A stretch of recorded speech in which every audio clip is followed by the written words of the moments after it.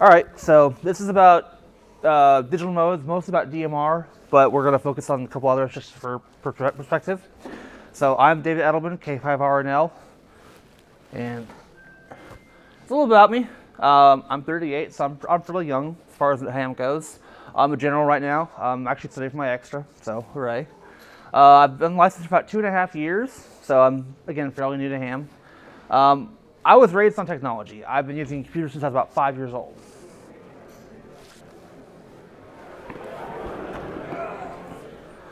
And I do IT as my day job. I've been doing IT for about 16 years now. So a lot of technology is second nature to me. I'm primarily a Linux sysadmin and information security person. So that's who I am.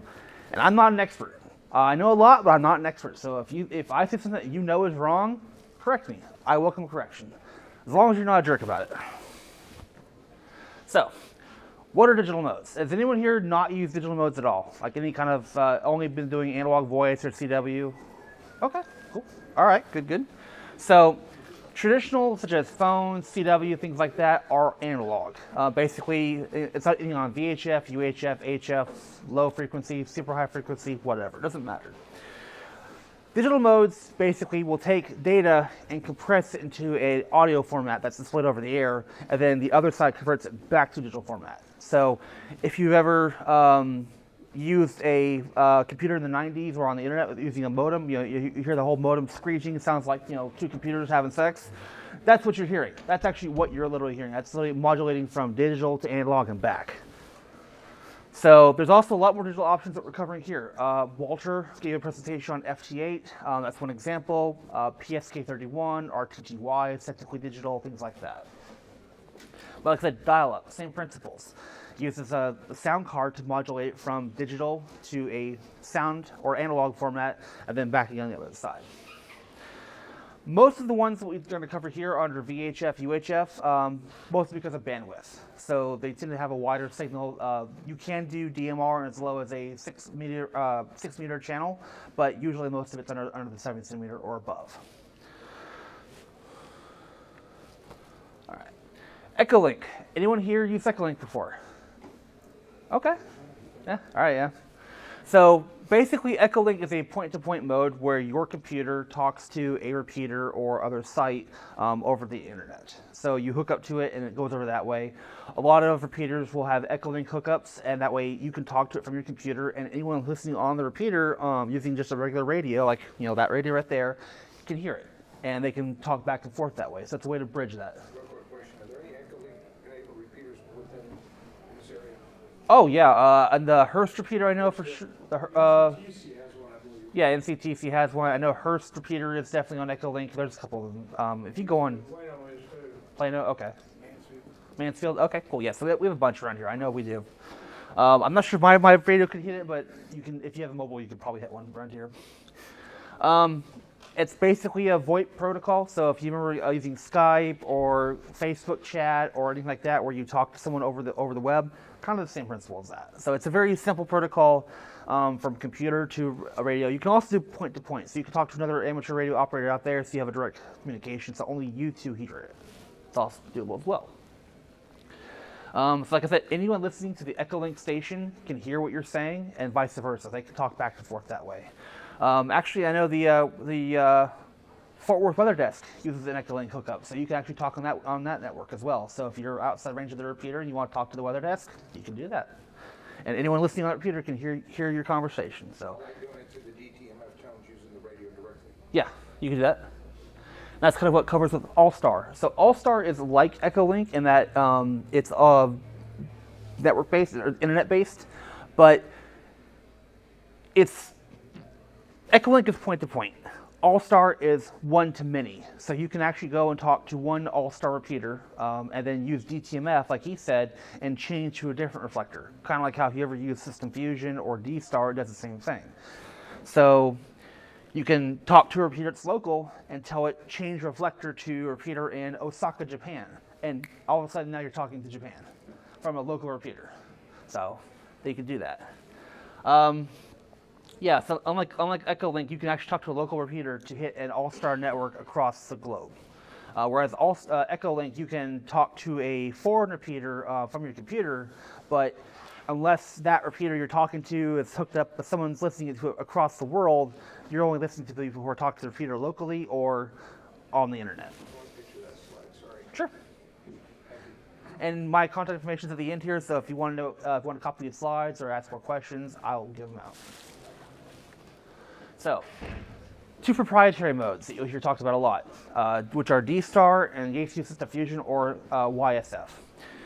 D-Star is a digital mode similar to DMR, same for System Fusion, but it actually uses the same, what's called a vocoder as DMR. Basically, it's a voice encoder decoder that turns, again, your voice or your data from digital to analog and back again. Like All-Star, it uses DTMF tones, so you can tell it to change which reflection you're talking to across the world. It's developed by a company called Jarl. I believe they're in Europe, but it's licensed to ICOM and Kenwood. So if you want to get on D-Star, you have to use an ICOM or Kenwood radio. It's kind of the way it is on that one. System Fusion is developed by Yaesu, so it's only for them. They don't give it out. But because it is a amateur radio mode, it has been reverse engineered because there's no encryption. So people have reverse engineered it so you can do it. Same with D-Star as well, technically, on hotspots, things like that. And we'll go over what hotspots are in a little bit here. But they both have corrections in them, just similar to DMR, so that way if you have some kind of bad connection or your signal strength isn't the best, it will correct to some degree before it drops out. So that's what you'll hear. You'll hear the bit error rates, things like bit error rates and baud rates. Baud rates are your... Okay.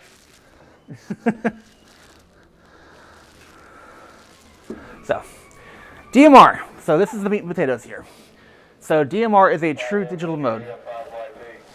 Okay. That's the local net. So it's an open standard developed by the ETSI, the European Telecommunication Standards Institute. It's kind of like our NIST, but in Europe. But it's an open standard. Does anyone here anyone here on the internet back in the 90s? Remember, like the browser wars, where you go on a web page in Internet Explorer versus Netscape Navigator, and it would always look different.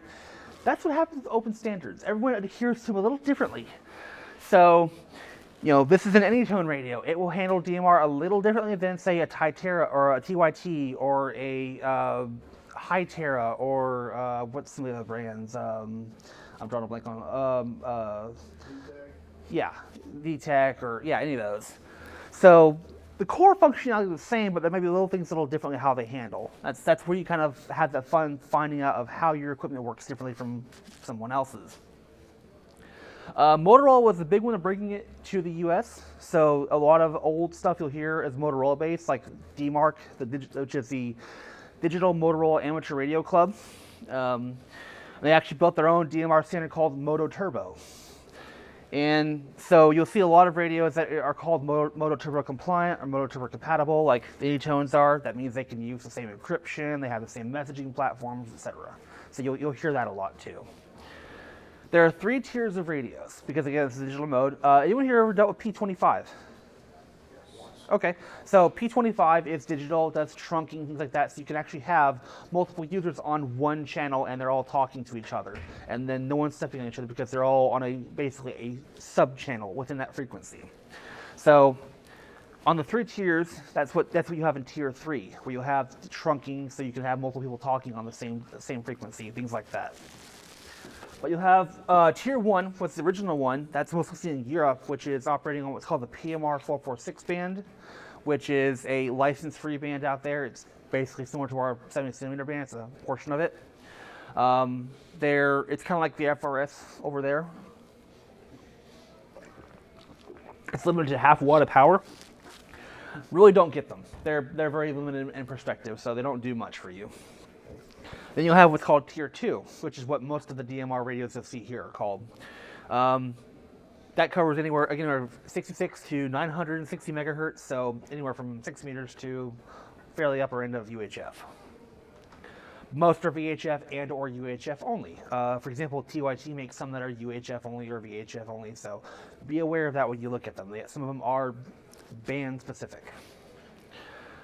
But like I said, Tier 3 is the trunked version. It supports multiple users on the same channel. You can do messaging and data and all kinds of fun stuff with it. It's actually a fairly robust mode. And again, DMR is a framework. It's a series of guidelines and recommendations with a few hard and fast rules. So you're going to find things like that where it goes, why is this working? It should be working for me. Well, it's a framework. DMR is like All-Star Link in that all the nodes within a network can talk to each other. So if you've got 500 radios on the same network and they're all listening, everyone can talk to each other. They can be on the same talk group, they can do direct calls, things like that. However, there are more than one DMR network out there. There are thousands of DMR networks out there, and whereas All-Star Link is one big network, it's a global network essentially, whereas DMR can be one repeater can be a network. You can have a network that is statewide. You can have a network that is international. You can have a network that's not talking to repeaters. It's all over the place. There's a couple lists on there. TGIF, Brandmeister. If you've been in DMR, you've probably heard Brandmeister. DMR Mark, which is the original one, which is the Motorola Amateur Radio Club. Free DMR, they're mostly in Europe, I believe. There's also IPSC2+, which is mostly in Australia and New Zealand, and many, many more. Like I said, many closed networks too. Like for example, Texas has a statewide DMR network, which is closed off to all but traditional repeaters because of how their rules are. They're an offshoot of the Motorola Amateur Radio Club, which has rules and equipment that can connect and things like that. But unlike using DTMF tones, you actually specify what's called a talk group. So if you ever used D-Star or System Fusion, basically go on the radio and here's what reflector to switch to. Kind of the same principle here. So talk groups are usually pre-assigned to cover a specific topic or region or activity. For example, on Brandmeister and TGIF, there's a Texas network, which is 3148. And that's actually an offshoot from DMR Mark, where it was 3148. So that's basically covering anything Texas. So if you get on that network right now and talk, you can talk to someone across Texas most likely, or someone who's interested in Texas for anything at all relating to Texas. But new talk groups can also be created. It's kind of up to the network operator as to how they want to do it.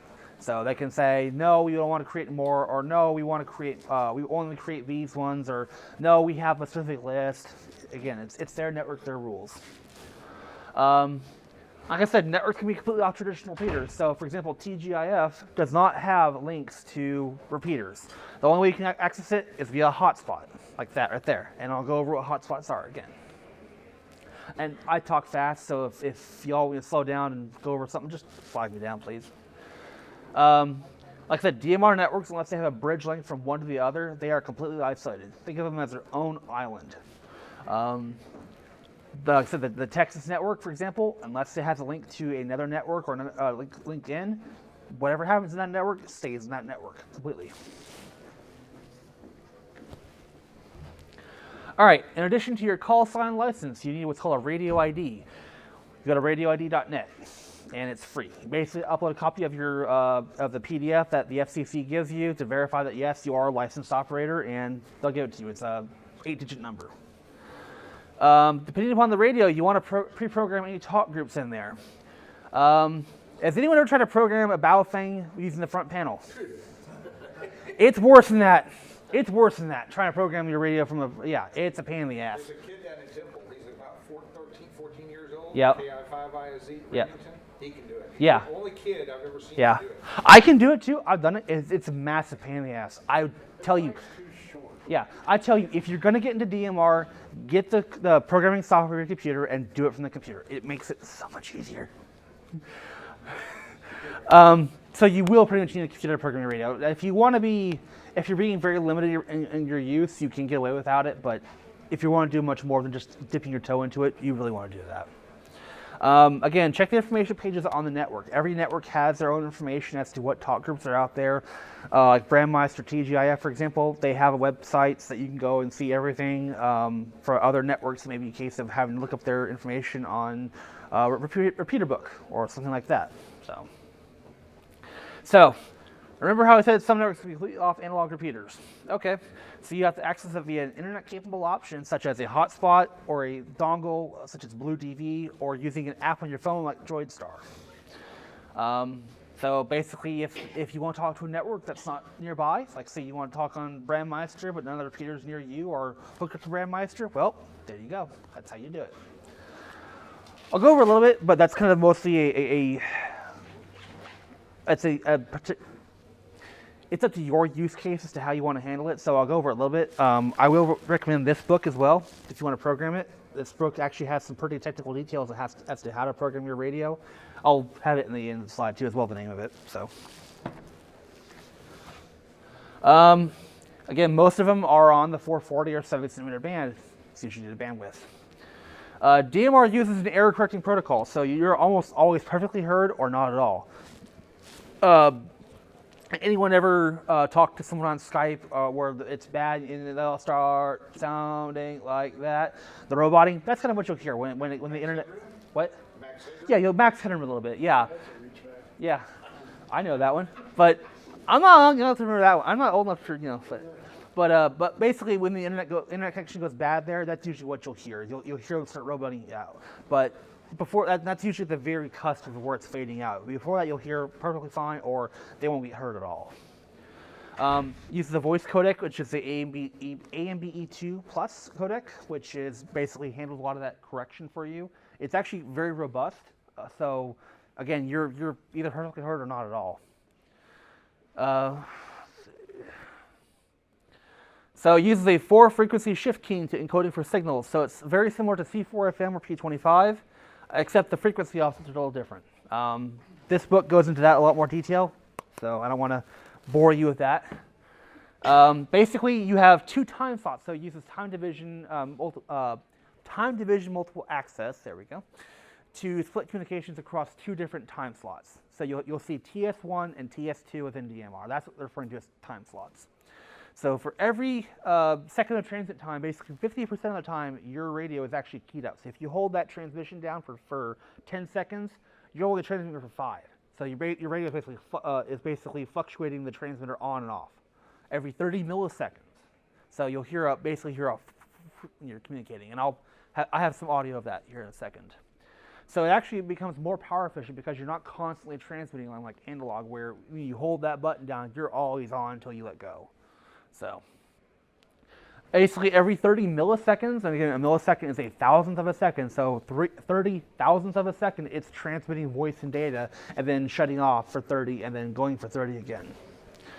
So the other 30, so say the first 30 is time slot 1, then time slot 2, time slot 1, time slot 2, etc. It's about 9600 baud for its data rates, which is pretty fast. You can technically go faster with some other modes, but that's usually what you would expect to find is about 9600 baud. So you've got, you got 3600 baud for each channel, and then there's details like the catch and things like that. So okay, so yeah, here, what does it sound like? So when you actually listen to it over the air, this is what you're going to hear, and hopefully my audio is good. You can hear it. Come on. Yeah, that's what you're hearing. That's what it sounds like, because that's one time slot you're hearing queuing up. So it's just firing very rapidly. All right.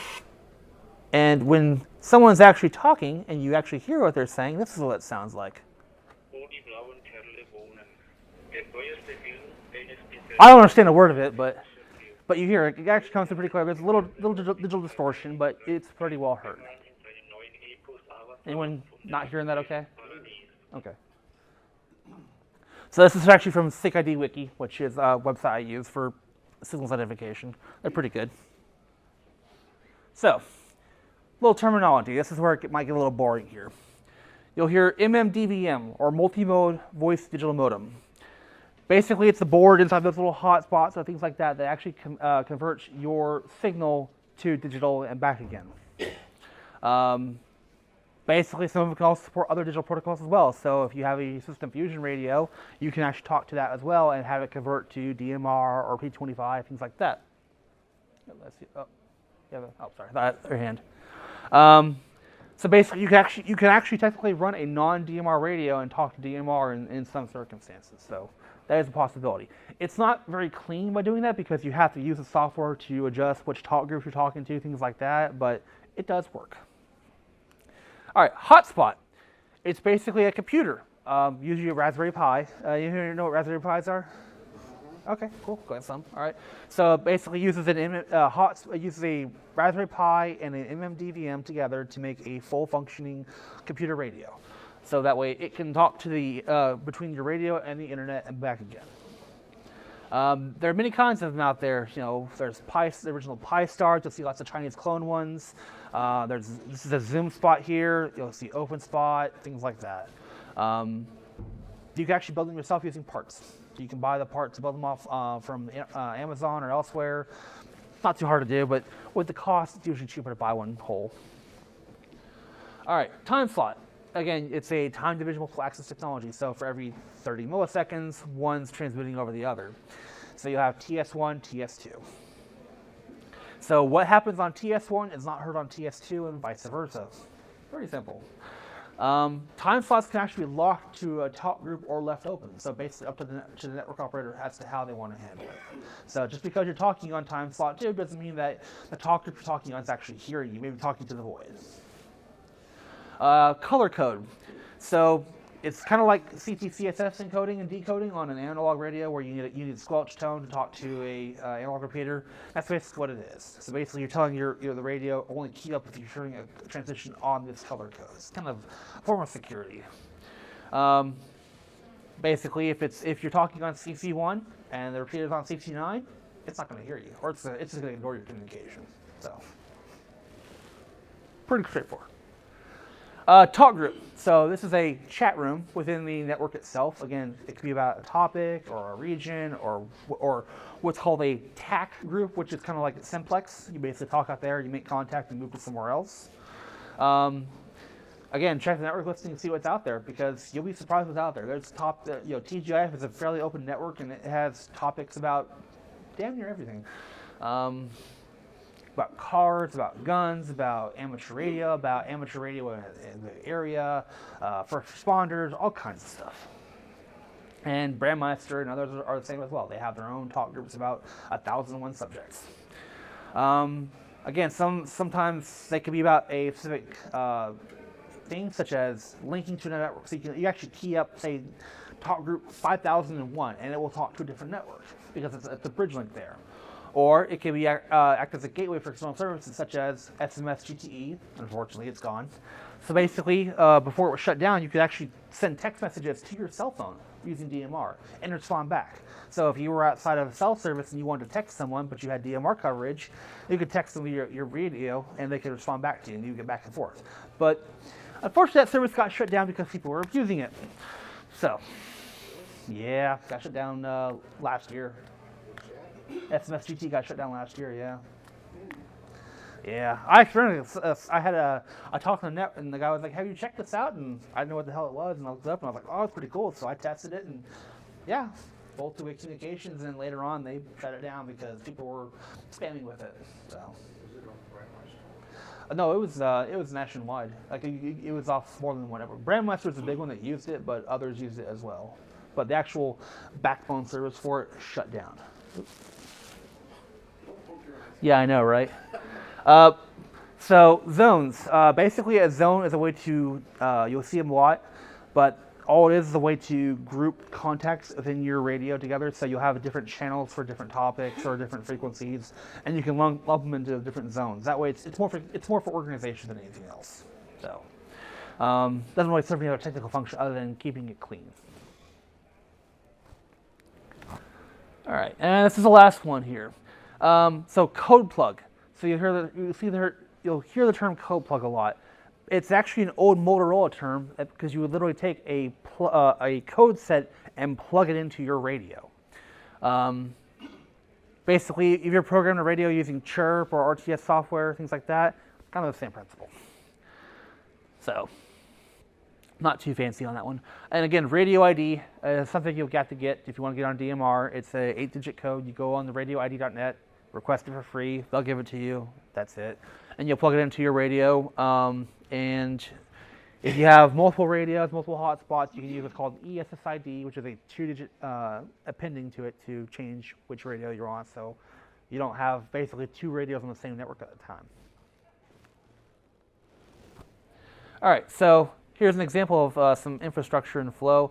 So we got this radio right here. There we go. So you have this radio right here, and it's talking on this hotspot, and it goes over the internet to the TGIF network, which then goes back over the internet to this hotspot into this radio. At the same time, you got the same flow going on here. You have a radio talking here to this hotspot, talking over the internet to Brandmeister, over the internet to this hotspot, this radio. These 2 flows are completely separate. Even though they're doing the exact same thing in perspective, these 2 are completely separate. They don't cross-talk at all. So that's the big thing that throws people off with DMR, is thinking because you're talking in DMR, everyone else in the world can hear you. Not necessarily. It depends upon what network you're on. So you have to be very mindful of that. But now, say if they had a link here between these 2 on say on Talk Group 5001, if they were talking on Talk Group 5001, they would cross over right here and go this way. But if they don't have that link, they're not heard. So that makes sense to everyone. I'll make sure, because that's kind of one of the big. So it's somewhat proprietary. Yeah. Oh, I wouldn't say proprietary, but they're isolated. Yeah. But the same talk groups share the networks. Maybe. Maybe. So they could. So little history here. When DMR Mark started the Motorola network, Texas was on 3148. That was the Texas network on DMR Mark. Brandmeister started when they split off from DMR Mark. They had a schism and basically split off and formed their own network. And so they copied a lot of the old namings and numbers over to theirs. So on Brandmeister, 3148 is TexasNet. TGIF also formally split from Brandmeister. So they've kind of split over the years, and people they've been unhappy with the way they run things, or they don't like the way things are being done, or we can do it better, so we're going to form our own network. So they copy it from one to the other. So that's why you'll see that sometimes. So 3148 is on DMR Mark, Brandmeister, and TGIF, all as Texas networks. But again, they're all separate. So, yeah. Yeah. Know your network. What? Know your network. Yeah, know what network you're on. That tells you what you can and can't do. So here's a couple examples of hotspots. This is you'll see a lot of these on Amazon. These cheap Chinese hotspots are about 160, 180 bucks. They work. They're very low power because they use a Pi 0, which is a very low power board. This is from a company called Bridgecom, Bridgecom. They call their SkyBridge. I have a bit of a strained history with Bridgecom from some of the stuff they've done. Because I told about that last night. This is an open spot. This is one of the early ones that was out there. This is actually a duplex board. You can see that it has the 2 antennas on it, so it can actually talk on 2 different time slots at once. And this is a Zoom spot, which is what I've got here. I like these a lot. You can get them at HRO for about $250. So they're fairly inexpensive, actually. All right, resources. Google. Be prepared to Google stuff, because you're going to look stuff up and go, why isn't it working for me? Well, because your circumstances are maybe a little different. So you're going to have to be ready to experiment and troubleshoot on your own, because things can go wrong. Don't expect to be able to copy and paste it and just have it work. It might, but it might not. If you are afraid of experimentation and testing, this mode is not for you. I'm going to be upfront on that one. So if you want something plug and play, I will tell you get Yaesu System Fusion or D-Star. Preferably System Fusion, I think. But if you're willing to experiment and test and learn, this is a great mode. Again, Work the World DMR, this book right here. This is a fantastic book. It actually goes into some technical details, and just a couple pages down here, but it actually has guides on how to program your radios using your computer. So if you're not tech savvy, this is a great book to have on that one. How old is that book? What's that? How old is it? This book? Oh, not that old. Let's see, when was it published? I'm just wondering if the information's already been superseded. No, not much really has changed too much. Let's see. This is first edition 2022, so this is a recent book. So there you go. Yeah. Again, final notes. check your purchases carefully, particularly with the equipment. You can find DMR radios for $30, but they tend to be the tier 1, which are very low power, don't work that well. You can find some DMR radios for as low as about $80-90. Some Baofangs that are out there, like I think it's the 1801. This one out there. So again, double check to make sure that it's a tier 2 or tier 3 radio. If it's a tier 1, it will not work for what you want to do. Are not any good because they're limited to the PMR 446 network and they only do half watt of power. So they're like FRS radios here. Yeah, but you can find I think was it the Baofeng 1801 or the DM06? I think is what it is. Central Texas, it's pushing these really cheap DMRs and telling everybody to buy them. And when you just said that, I said that's exactly what they are. You got to double check if they're tier 1 or tier 2 because there are some tier 2s that are very cheap, but. He got mad at me when I told him don't waste your money on those things. Yeah. So, again, do your research. Make sure that you know what you're buying. Again, I recommend Anytone because I like their stuff a lot. There are some Radio Oddity ones I like as well. I know James here really likes TYT. And I talked about that. I find their user interface to be a little hostile myself, but that's me. TYT again is a fine brand, but That's a good what? one. A little hostile. Yeah. I like it. But I find their software a little infuriating to use. That's me personally. Again, that might be my case, but you may like it more. So experiment. Again, tier 3 is mostly for commercial use, so you can find them, but they're gonna be very expensive, probably $500, $600, $700, $800. So don't necessarily get them. Experiment, test, and trial. You're gonna do that. So you're gonna find a lot of testing and trial experimentation is necessary to get things working. Once it's working, it'll work great, but you may have to have a few stumbling blocks to get on the way there.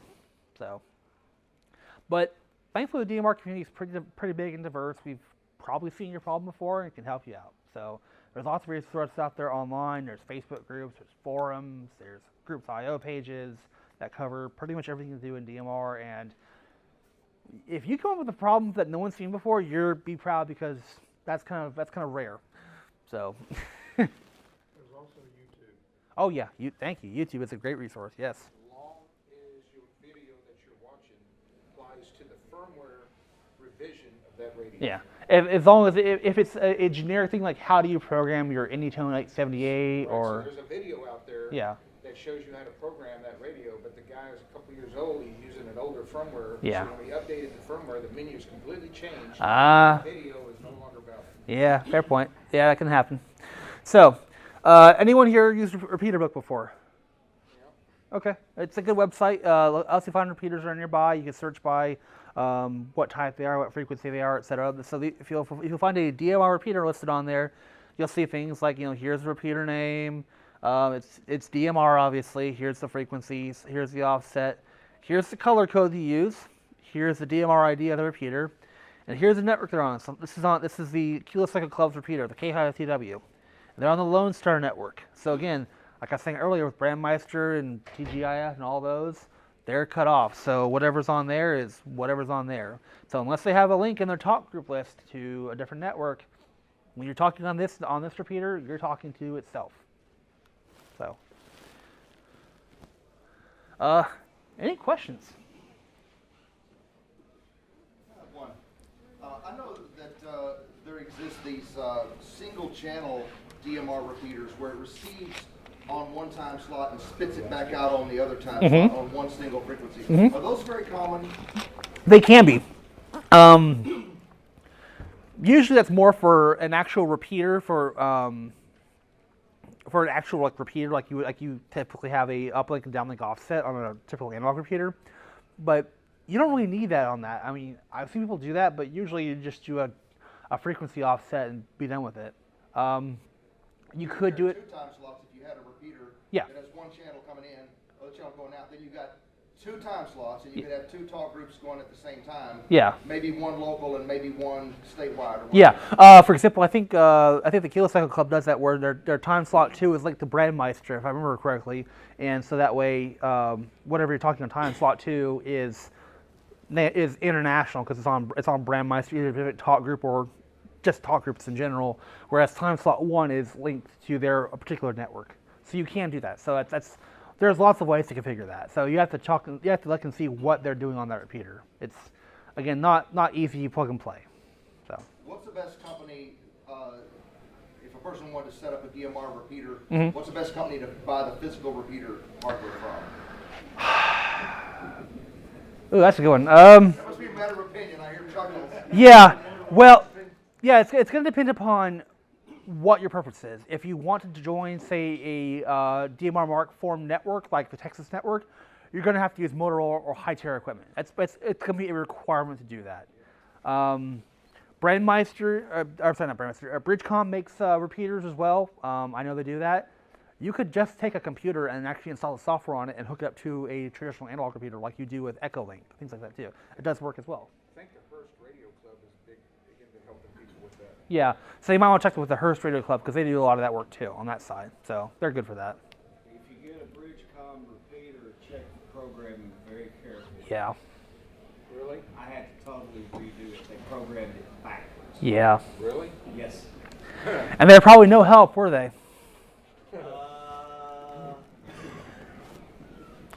Again, I have a strange history with them. If you want to know the history, I'll tell you, but I'll tell you. I know some of the guys.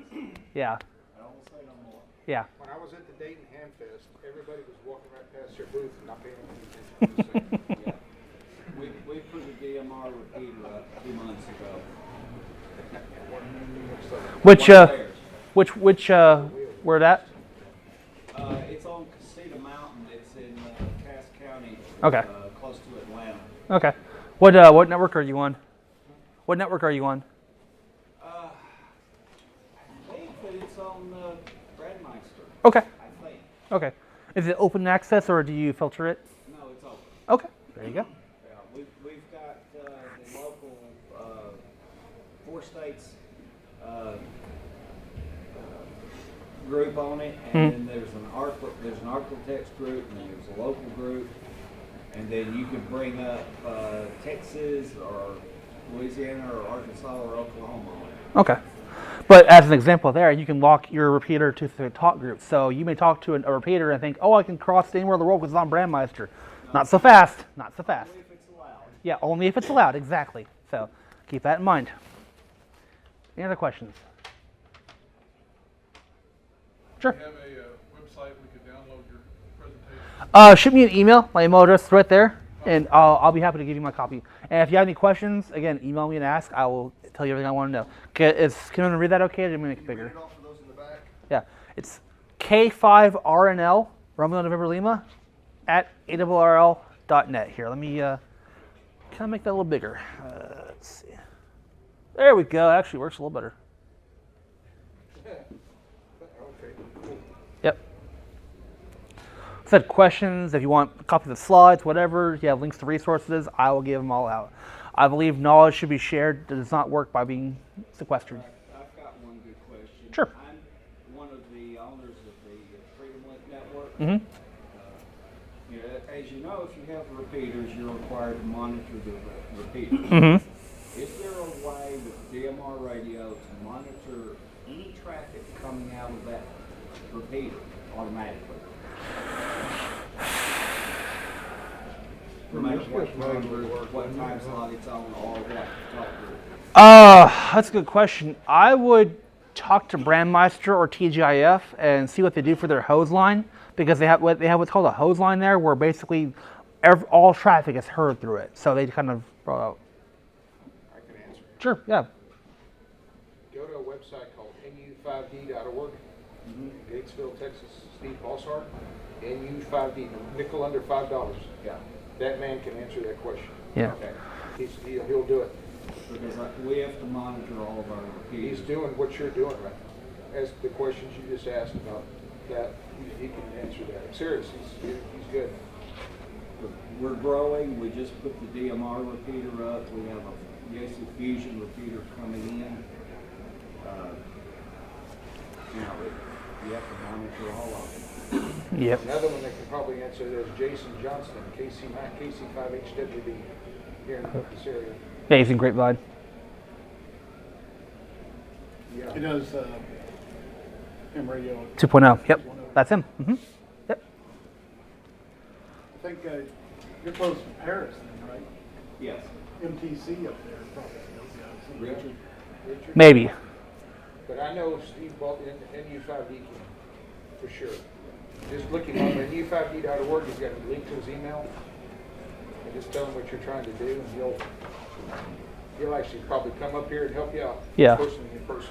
Yeah, because like I said, TGIF and Brandmeister both have what's called the hose line, where all traffic is heard. So I guarantee you they're using that to monitor. His analogy, knowledge that's not shared is a waste of time. Yep, exactly. Seriously, we got more time. Got any more questions? Seriously.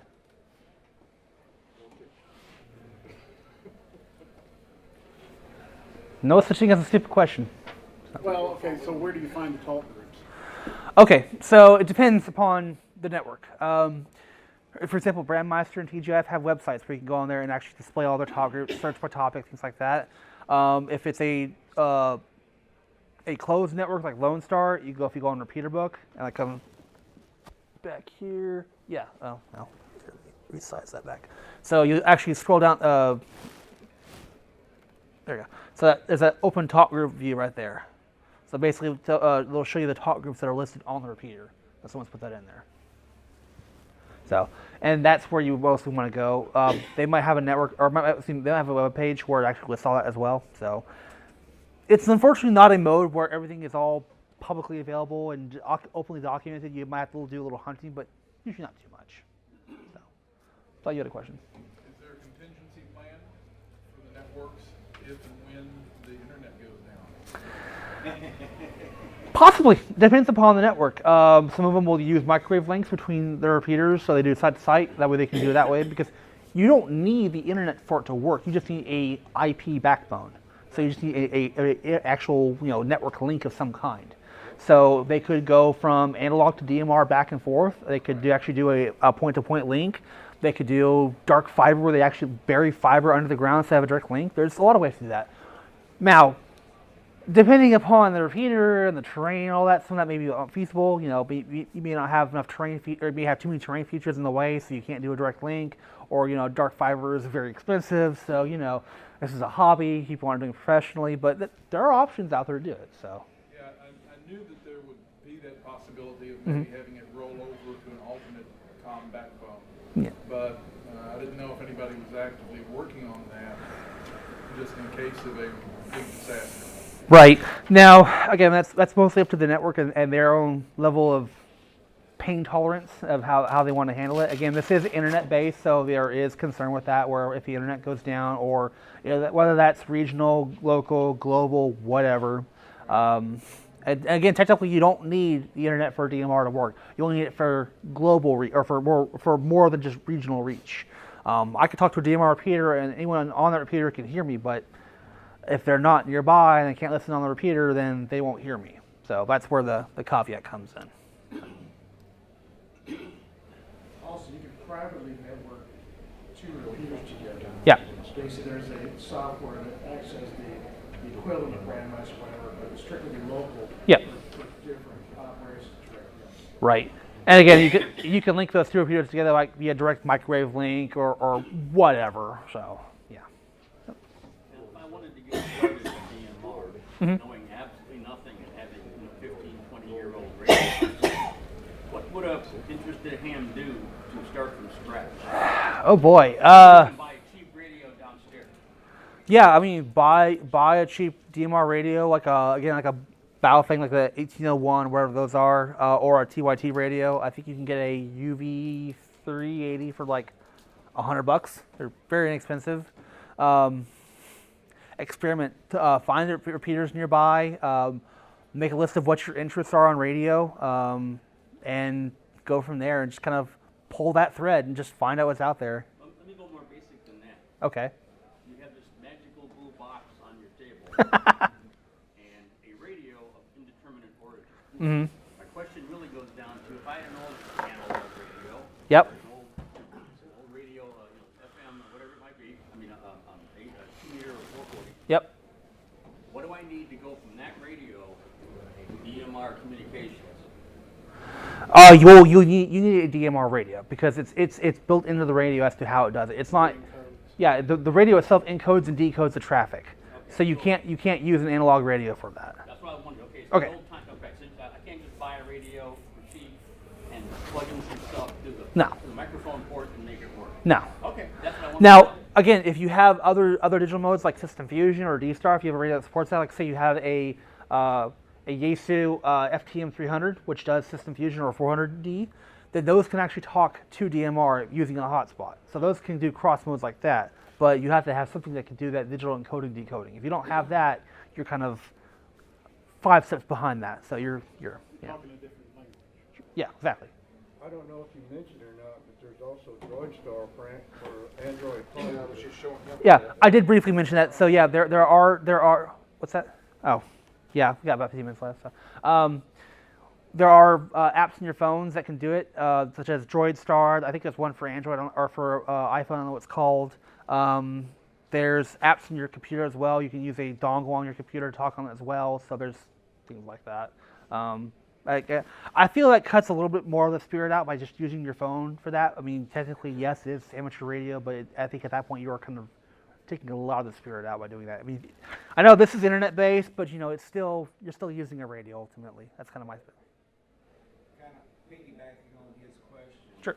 Years ago, I won this 2IP 2017 here at Hamilton. Yep. Cowtown. Okay. The contact list is now larger than the memory of this radio. Yep.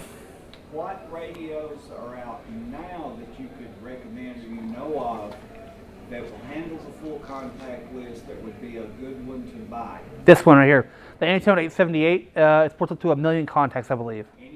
Anytone 878. Yep. Okay. Actually, That's might be what you K5RNL.